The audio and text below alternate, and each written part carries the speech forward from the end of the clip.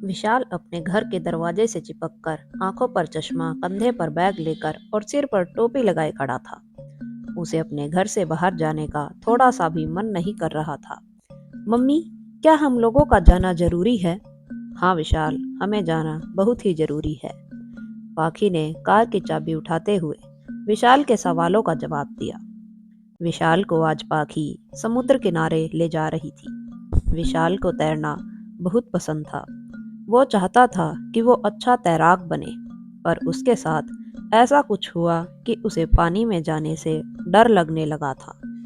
विशाल को पानी से तब से डर लगने लगा जब एक बार वह अपने स्विमिंग की क्लास के दौरान लगभग डूबने की स्थिति में पहुंच गया था। उस दिन विशाल कई घंटों से पानी में तैर रहा था। उसका शरीर थकता जा रहा था, पर उसने अपनी थकावट को नजरअंदाज किया और तैरता रहा। तभी विशाल की आंखों के सामने अंधेरा छा गया और वो देखते ही देखते पानी में डूब गया। उस दिन विशाल के कोच ने समय रहते उसे बचा तो लिया, पर विशाल के मन में डर बैठ गया। उस दिन के बाद से उसे गहरे पानी में जाने से काफी डर लगता था। स्विमिंग पूल, वाटर पार्क, समुद्र तट, सभी उसके लिए किसी बुरे सपने से कम नहीं थे। पाखी को मालूम था कि उसे उसके बेटे को इस डर से किसी भी कीमत पर बाहर निकालना है। अगर इस समय यह डर नहीं निकला तो आगे उसके लिए स्थिति काफी बदतर हो सकती है। जैसे ही वे लोग समुद्र किनारे जाने के लिए कार से निकले, तो विशाल ने वहां नहीं जाने के लिए बहाने बनाने शुरू कर दिए। विशाल ने अपना बैग खोला और कुछ ढूंढने का नाटक करने लगा। मम्मी, लगता है कि मैंने अपना स्विमिंग सूट घर पर ही छोड़ दिया है। क्या हम लोग उसे लाने के लिए वापस जा सकते हैं? ठीक से खोजो।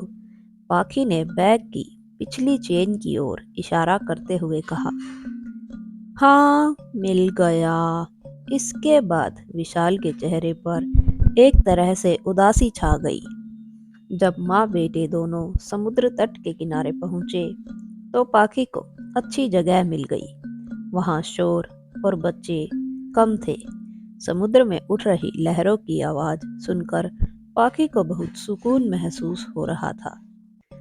तुम खेलने क्यों नहीं जा रहे हो? मैं यहीं बैठी तुम्हें देख रही हूँ, पाखी ने विशाल से कहा। विशाल ने अपनी माँ पाखी की ओर मिन्नत भरी निगाहों से देखा।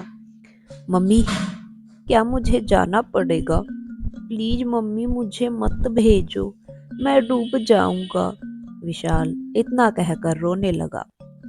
विशाल बेटा, चुप हो जाओ, देखो मेरी तरफ। विशाल रोते हुए ही अपनी माँ की ओर देखने लगा। बेटा, तुम एक छोटी सी घटना से डरोगे तो सबसे अच्छे तैराक कैसे बन पाओगे? और मैं तुमसे वादा करती हूँ, अगर तुम जरा भी डूबने लगे तो मैं तुम्हें तभी बचा लूंगी। तुम्हें अपनी मम्मी पर भरोसा नहीं है? पाखी ने मुस्कुराकर कहा। विशाल ने अपने आंसू पोंछे और हामी भरते हुए अपने जूते उतारे और चेहरे पर सनग्लासेस लगाकर समुद्र तट के किनारे गरम रेत पर दौड़ लगाने लगा। जो ही पानी की लहरें उसके पैर तक पहुंची, वह डर से उछल पड़ा। विशाल ने पीछे मुड़कर देखा और अपनी मम्मी को हाथ हिलाकर इशारा किया, जो धूप में खड़ी होकर तप रही थी। जवाब में उसकी मम्मी ने अपने हाथ हिला दिए और उसे आगे बढ़ने का संकेत दिया। उस दौरान समुद्र की लहरें थोड़ी शांत थी।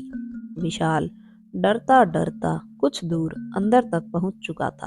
अचानक से समुद्र में एक बड़ी लहर उठी और विशाल को गले तक गीला कर उसे अपने साथ थोड़ी सी अंदर ले गई। इसे देखकर डर के मारे विशाल ने चिल्लाने की कोशिश की, लेकिन कोई फायदा नहीं हुआ। तब तक वह पानी के कुछ घूंट पी चुका था।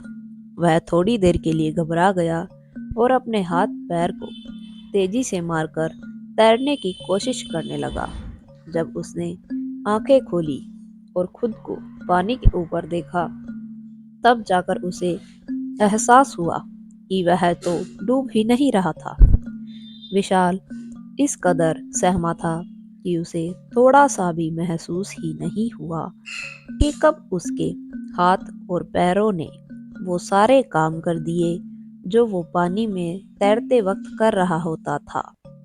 ज्यों ही समुद्र की लहरें कम हुई तो विशाल उठा और अपनी आंखें मलते हुए पीछे मुड़कर देखा। उस दौरान उसकी मम्मी खड़ी होकर उसे देख रही थी। उनके चेहरे पर थोड़ी बहुत चिंता साफ तौर पर थी। पानी से निकलकर विशाल खुशी के मारे अपनी मम्मी की तरफ दौड़ा। उसने अपने ठंडे हाथों से अपनी माँ के गर्म हाथों को पकड़ कर गीला कर दिया और बोला, मम्मी चलो मेरे साथ पानी में, इसमें बहुत ही मजा आ रहा है। यह देखकर पाकी प्रफुल्लित हो गई। उस दिन उसके बेटे ने समुद्र तट के किनारे एक नई शुरुआत की थी। अब उसे पानी में जाने से डर नहीं लग रहा था।